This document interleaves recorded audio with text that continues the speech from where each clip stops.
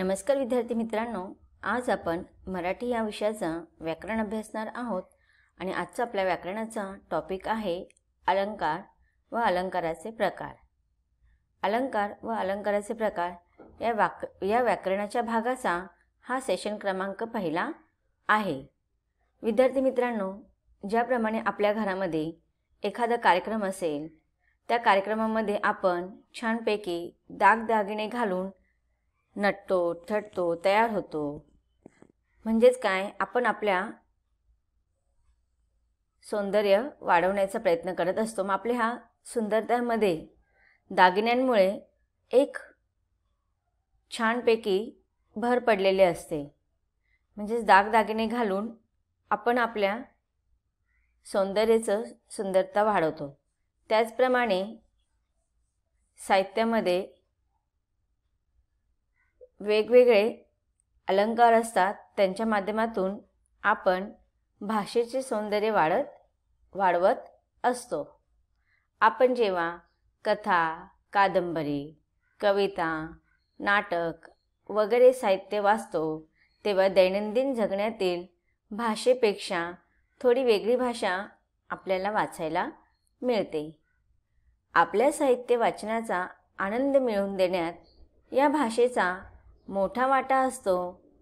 दैनंदिन व्यवहारातील भाषेपेक्षा साहित्याची भाषा ज्या घटकांमुळे वेगळी ठरते, त्यातील एक घटक म्हणजेच अलंकार होय.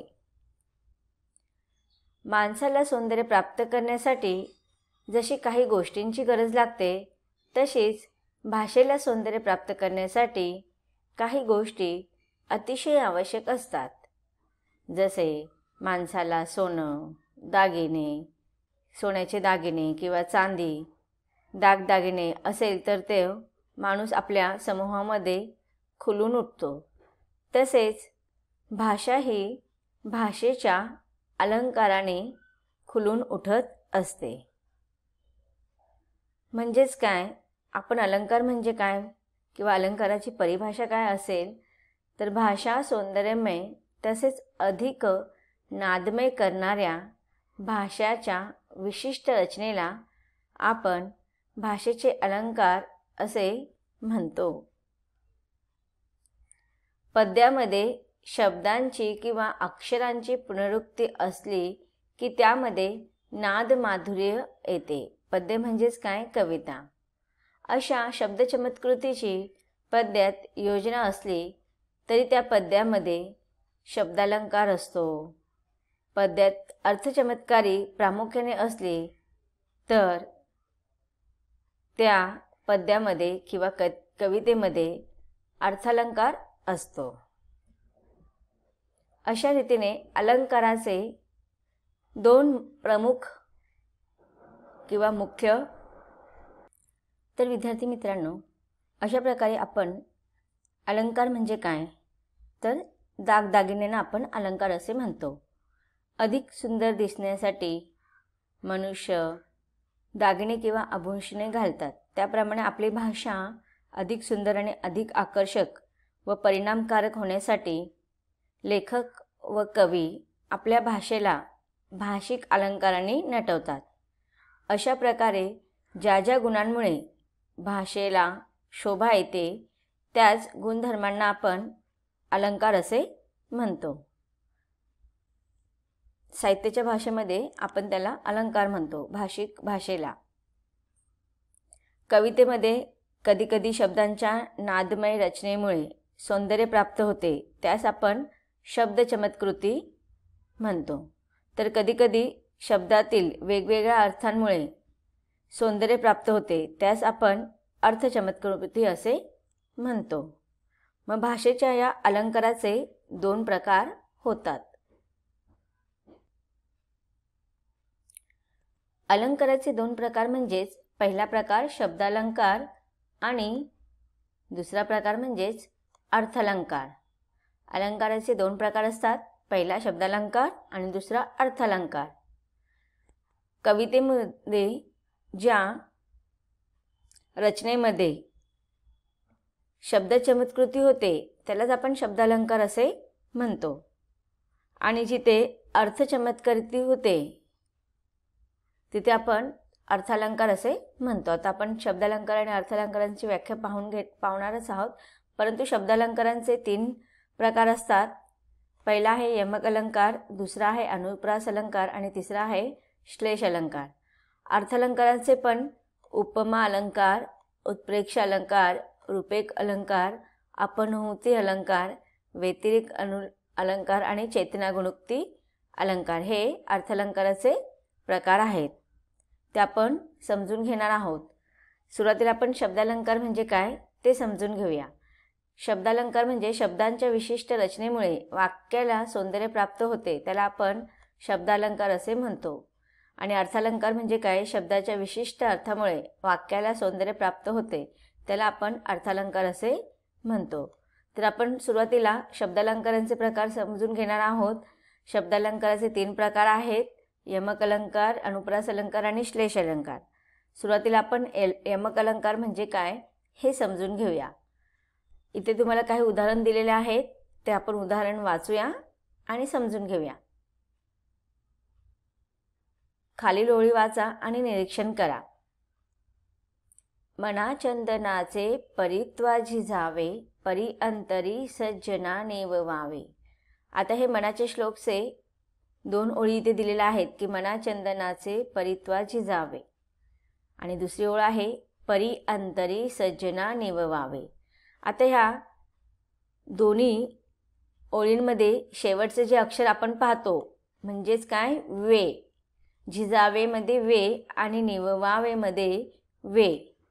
ह्या जर आपण पाहिलं तर ह्या वे आणि वे ह्या दोन्ही शब्दांच्या उच्चारांमध्ये आपल्याला समानता आढळून येते, म्हणजेच आपल्याला साम्य आढळते. तुम्हाला खाली प्रश्न विचारलेला आहे की अधोरेखित शब्दांच्या उच्चारांमध्ये साम्य आढळते का, तर इथे तुम्ही उत्तर लिहायचं आहे हो. झिजावे आणि निववावे या 2 वेगवेगळ्या शब्दांच्या शेवटी जे अक्षर दिलेले आहे ते आहे वे, आणि वे ह्या अक्षराच्या शब्दांच्या किंवा अक्षरांच्या उच्चारामध्ये आपल्याला साम्य आढळत आहे. यावरूनच आपण यमक अलंकार म्हणजे काय हे समजून घेणार आहोत. कवितेच्या चरणाच्या शेवटी, मध्ये किंवा ठराविक ठिकाणी एक किंवा अनेक अक्षरे वेगळ्या अर्थाने आल्यास तिथे यमक अलंकार होतो. काय सांगितलेलं आहे की आपल्याला कवितेच्या जे चरण असतात त्यालाच आपण ओळी असे म्हणतो. तर कवितेच्या प्रत्येक चरणाच्या कधी शेवटी, कधी मध्ये, तर कधी ठराविक ठिकाणी एक किंवा अनेक अक्षरांच्या वेगळ्या अर्थाने आपल्याला समानता पाहायला मिळते. जसं की आता इथे झिजावे, झिजावेमध्ये जे वे आहे त्याचा अर्थ वेगळा आहे आणि निववावेमध्ये अर्थ वेगळा आहे, म्हणजेच ते वेगळ्या अर्थाने आलेले आहेत. परंतु दोन्ही ठिकाणी वे आणि वे साम्य आहे. जरी वे हे अक्षर साम्यता दाखवत असेल तरी त्यांचा अर्थ आपण वेगळ्या अर्थाने इथे घेतो. म्हणजेच कवितेच्या प्रत्येक चरणामध्ये शेवटी, मध्ये किंवा कुठेही ठराविक ठिकाणी अशा रीतीचे एक किंवा अनेक अर्थाचे अक्षरे समान आपल्याला दिसतात किंवा पाहायला मिळतात किंवा आपण वाचतो तेव्हा तिथे यमक अलंकार असतो. आता आपण अजून उदाहरण समजून घेऊया. राज्य गादीवरी काढी तुझ्या आठवणी, फळा आली माय मायेची पाठवणी. तर बघा इथे काय सांगितलेले आहे की पहिल्या ओळीमध्ये किंवा पहिल्या चरणामध्ये राज्य गादीवरी काढी तुझ्या आठवणी.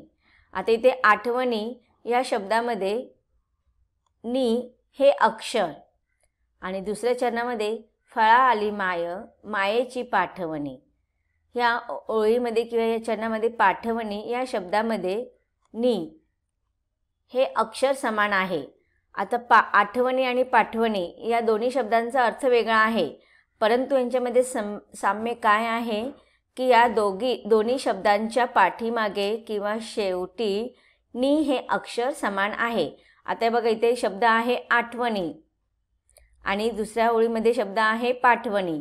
तर हे यमक जुळणारे शब्द असणार आहेत, कारण की या दोन्ही शब्दांच्या शेवटचे अक्षर सारखेच आहेत.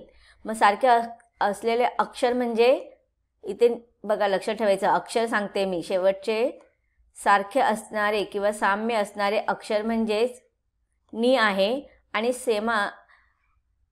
साम्य असणारे शब्द म्हणजेच आठवणी आणि पाठवणी. तर इथे ज्याप्रमाणे शेवटचे अक्षर सारखेच आहेत त्यांच्यामध्ये साम्य पाहायला मिळते.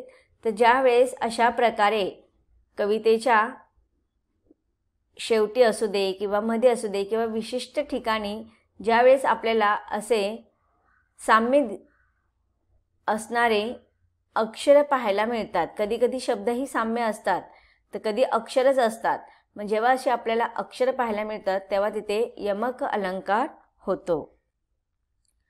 खाली प्रश्न विचारलेला आहे, खालील ओळी वाचा व त्यामुळे यमक अलंकार होतो अशा समान अक्षर शब्दांच्या जोड्या शोधा. मग बघा, कधी अक्षर पण समान असू शकतात किंवा शब्दसुद्धा समान असू शकतात. तर आता आपण काही उदाहरणांद्वारे समजून घेऊया.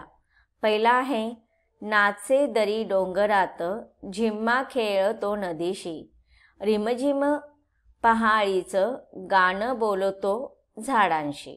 तर आता इथे बघा, ह्या ज्या काही दोन चरण आहेत किंवा कवितेच्या ह्या ज्या काही दोन ओळी आहेत, तर पहिल्या ओळीतील खेळतो हा शब्दाच्या शेवटी तो हे अक्षर सारखे आहे. त्याचप्रमाणे बोलतो या शब्दामध्ये शेवटी तो हे अक्षर सारखे आहे. त्याचप्रमाणे दुसरे, नदीशी आणि झाडाशी, यामध्ये नदीशीमध्ये शी आणि झाडाशीमध्ये शी हे अक्षर सारखे आहेत. म्हणजेच याच्यात यमक अलंकार आहे असे आपण म्हणू शकतो, कारण की कवितेच्या शेवटच्या ओळीमध्ये शेवटच्या अक्षरामध्ये साम्य असलेले अक्षर आपल्याला पाहायला मिळतात आणि ते म्हणजे तो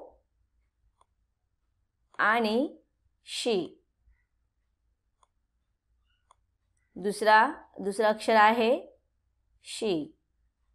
तर तुम्हाला इथे लक्षात ठेवायचं आहे, यमक जुळणारे जे काही शब्द असतात ते अक्षराच्या किंवा शब्दाच्या पाठी लागतात.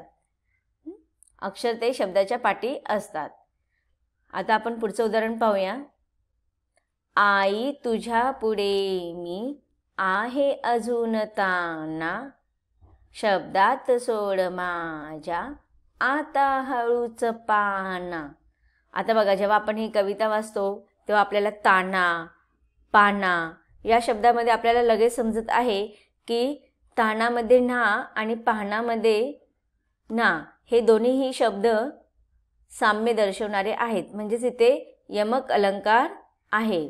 आता मी तुम्हाला सांगितलं की यमक अलंकार हे शब्दांच्या पाठीमागे समान अक्षरं असतात, पण इथे बघा आहे आणि आता याच्यामध्ये सुद्धा बघा आ या अक्षराची आपल्याला पुनरावृत्ती किंवा आहे किंवा आता याच्यामध्ये आपल्याला हे यमक अलंकार पाहायला मिळतोय. म्हणजे शब्दाच्या आधी सुद्धा असू शकतात आणि शब्दांच्या पाठी सुद्धा साम्य असणारे अक्षर असू शकतात.